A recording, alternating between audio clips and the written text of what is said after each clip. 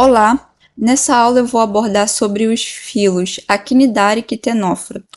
O filo Ctenófora, ele possui um aspecto oval, visto nessas imagens, diferente dos actinidários, que tem um aspecto em forma de umbrella, o que quer dizer em forma de guarda-chuva. Continuando, no exemplo dos quinidários, existe animais da forma pólipo, e o exemplo são corais, anêmonas, e outra forma que é de medusa são as águas-vivas, que tem um aspecto de umbrella. Até que também, na forma pólipo, também tem um aspecto de umbrella, só que invertido. E esse é o exemplo de algumas espécies de quinidários. E uma dessas hidras também é outro exemplo. Agora vamos abordar sobre as características gerais. Uma delas é a locomoção dos actinidários e ctenóforos. Repare que algumas espécies nadam livremente na coluna de água, como as águas-vivas e os ctenóforos. Esses animais contraem os músculos da parede corporal para se locomover. O exemplo disso da água-viva, que ela se contrai para se locomover. Continuando, preste atenção nesse ctenóforo. A sua estrutura corporal não permite uma locomoção direcionada e contínua, eliminando ao movimento das massas de água, principalmente as correntes. Do exemplo dos ctenóforos, observe sobre os cílios batendo na região superior dos ctenóforos, e o batimento ciliar faz com que os animais se locomovam. Por isso que é limitado o movimento desses animais, dos ctenóforos. Repare nas anêmonas acima. Você acha que esses animais conseguem nadar? Em geral, as anêmonas não conseguem se locomover, permanecendo fixas ao substrato. Então, as anêmonas têm uma estrutura pólipo, porque fixas no substrato. Algumas espécies conseguem desgrudar-se do substrato e o seu corpo é levado pela corrente, fixando-se ao acaso em outro local. Geralmente isso ocorre quando as condições ambientais são desfavoráveis à vida do organismo. Então elas possuem a possibilidade de se deslocar para outras regiões. Antes de continuar, reflita: como será que os actinidários e os ctenóforos se alimentam? Note que os quinidários apresentam tentáculos, vista na imagem amarela, e ao redor da boca, e que auxilia a captura do seu alimento. Essas duas estruturas ajudam na sua alimentação. Os tentáculos, eles capturam o alimento através dos tentáculos. Repare que os tentáculos dos ctenóforos são bem menores do que a da maioria dos quinidários. Mesmo assim, eles também têm a função de capturar alimento e levá-las até a boca. Existe a boca e os tentáculos. Esses tentáculos também têm a função de levá-las o alimento para a boca. Mas como esses animais, incapazes de perseguir suas presas, são predadores tão eficientes? Pelo simples fato, um exemplo disso é visto nesse vídeo. O peixe, ele está numa região e o quinidário, através de seus tentáculos, captura a presa e assim se alimentam. Você sabe quais são as outras estruturas corporais que atuam na captura do alimento? No corpo dos quinidários existem células denominadas quinidócitos, especializadas na captura de suas presas. Vamos analisar essa estrutura, que é chamada quinidócitos. Você imagina em que local se localiza os quinidócitos? Estas células ficam situadas na epiderme, nessa região vermelha, em que é a camada mais externa do corpo dos quinidários. E repare na figura do formato dos quinidócitos. Essa é a estrutura do quinidócito. Observe que no interior dos quinidócitos há uma organela chamada nematocistos. Nematocistos podem ser utilizados para caráter sistemático para identificar as espécies coralinas. Assim, além dos quinidócitos, existe uma organela nematocistos. Nematocistos, que ela é repleta de toxinas paralisantes. Agora, conheça quais são as partes que formam o nematocistos. Então, tem o quinidócito, que é essa região, o opérculo, que é a abertura aonde sai o quê? Os filamentos. E também tem a cápsula de nematocisto, onde está o filamento, e o opérculo, onde o filamento sai. Assim, um exemplo bem didático é que como é o disparo do nematocistos. É da seguinte forma: lembra a caixinha de surpresas que, ao ser aberta, salta de dentro um palhaço e dando um susto. Assim, o princípio de disparo do nematocistos é semelhante ao que? A caixinha de surpresas.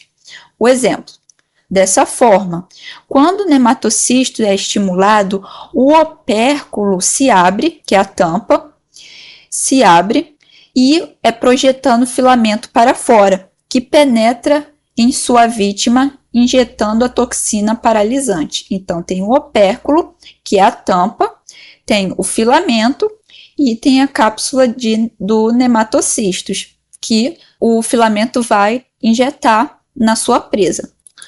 Assim, você sabe como ocorre o disparo dos nematocistos? Quando o nematocisto é estimulado, o opérculo se abre, projetando o filamento para fora, que penetra na vítima, injetando toxinas paralisantes. Então, tem o quinidocílio, que é a estrutura para perceber e identificar a presa, opérculo, que é a tampa, que quando está antes do disparo, está fechado e após o disparo está aberto, o opérculo. E a cápsula nematocistos, onde ficam os filamentos, que ocorre o filamento quando está fora, após o disparo, e o filamento que está dentro da cápsula nematocistos e o núcleo dessa organela. Veja como muitos outros quinidários, como as caravelas, capturam seu alimento. Esses animais também utilizam substâncias paralisantes para capturar suas presas. Então vamos ver o vídeo. A caravela tem um peixe que a caravela injeta o nematocistos e acaba que o filamento penetra no peixe, injetando a toxina.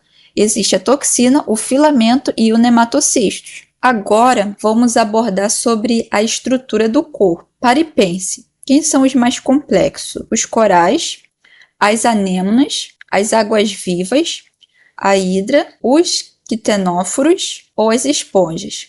Sabendo que os corais, anêmonas, águas-vivas e hidras são praticamente do filo Quinidária. Quitenóforos é do próprio filo Quitenóforos e esponjas é do filo Porífera. Que tal conhecermos um pouco sobre a estrutura corporal desses animais? Assim, poderemos entender melhor qual é a complexidade dos quinidários. Para começar, vamos analisar cortando o animal. Você sabia que os quinidários e os quitenóforos ocorre uma agregação de células similares ou camadas definidas, formando tecidos? Esta união de células é conhecida como nível celular tissular. Vou clicar na lupa para identificar essa característica. Note os diferentes tipos de tecido existentes, tanto os quitenóforos quanto os quinidários, que possuem duas camadas de folheto embrionário bem definidos, ectoderma e endoderma, sabendo que esses animais são acelomados. Em algumas espécies pode ocorrer uma camada que é chamada mesoderma. Tem o ectoderma, que é a epiderme, a parte externa, o mesoderma, considerado mesoderma, que é a parte mesogleia, e o endoderma, que é o gastroderme. Gastroderme é a parte interna. Você sabe por que a água-viva e os quitenóforos têm aspecto gelatinoso e transparente? Vamos ver da seguinte forma. Os quinidários Isto ocorre porque os seus corpos são formados por cerca de 90% de água e possui pouco pigmento. A mesogleia, que é o mesodermo, pode ser composta por células mesodérmicas e fibras musculares, ou não possui qualquer estrutura. Do exemplo dos quinidários. Dos quitenóforos é a mesma coisa, eles possuem 90% de água, sua estrutura é através da mesogleia, célula mesodérmica e fibras musculares, ou não possui qualquer estrutura. Então, esse é o motivo por eles possuírem essa estrutura, um aspecto gelatinoso e transparente. Continuando, você sabia que os quinidários e quitenóforos pertencem ao grupo dos radiata? Quer dizer que possui simetria radial. Os dois filos que possuem característica radiata, enquanto os poríferos eles possuem característica assimétrica, não possuem simetria. Então vamos ver o exemplo. Repare nesta hidra. Seu corpo pode ser dividido simetricamente ao redor de seu eixo central. E agora vamos ver a divisão desse animal. Perceba que eles são radiatas. Eles são radial é o fato de ocorrer uma característica vantajosa, porque faz com que o animal perceba da mesma forma as variações do ambiente por todos os lados do corpo, diferente da anêmona. Note que os quitenóforos e a maioria dos quinidários, como a anêmona, têm uma simetria porque duas repartições. Dessa forma, seu corpo é dividido em partes semelhantes, arranjadas ao redor de um eixo central, e cada um dos lados do corpo, porém, é idêntico ao lado oposto, mas não ao lado adjacente, ao seu lado, mas sim só o lado oposto.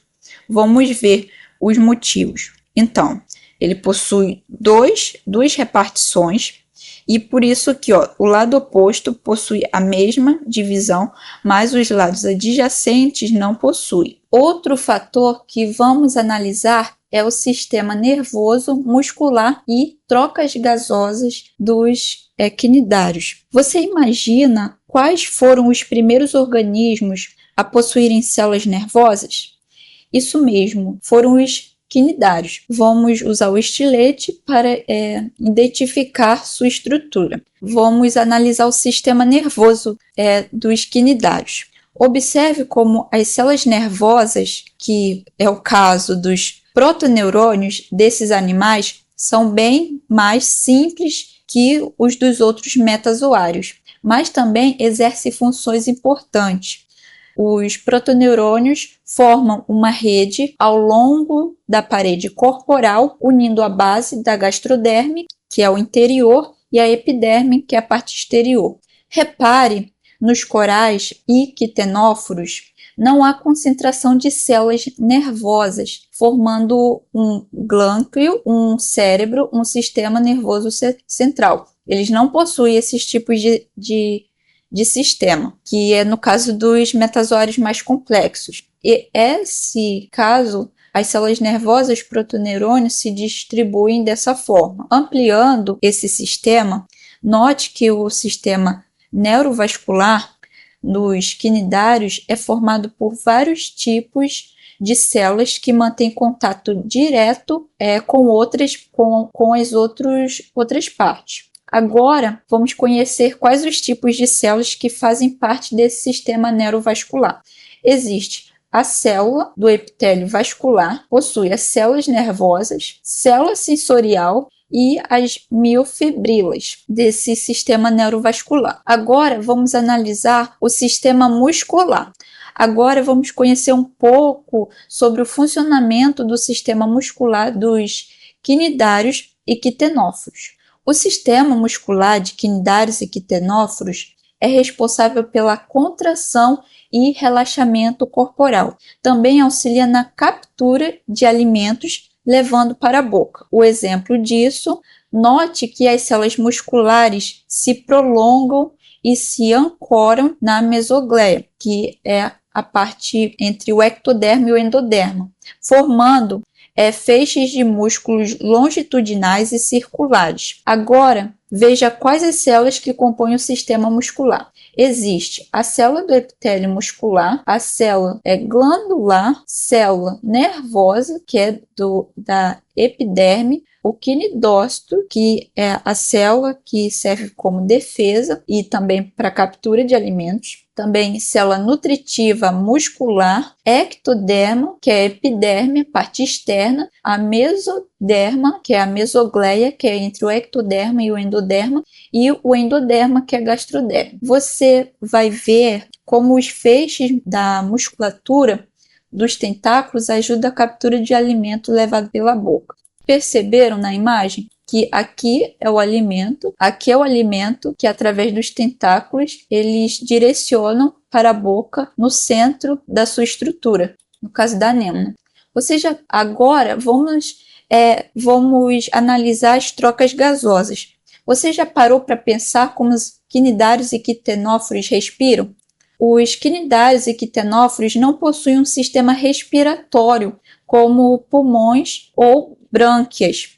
Assim, eles da seguinte forma: a água que está no meio externo, passa entre os tentáculos e entra para a cavidade gastrovascular. Continuando, veja que as trocas gasosas ocorrem por contato direto com o meio ambiente, através da difusão pela epiderme e gastroderme. Então, as trocas gasosas é por meio de difusão entre a epiderme, que é o meio externo, e a gastroderme, que é o meio interno. Assim, vamos analisar. Aqui é a cavidade gastrovascular, a parte interna, a gastroderme, que também é a parte interna, entre a epiderme, que é a parte externa, e o meio ambiente. Vamos ver, eles recebem O2, gás oxigênio, e eles liberam gás carbônico. E assim que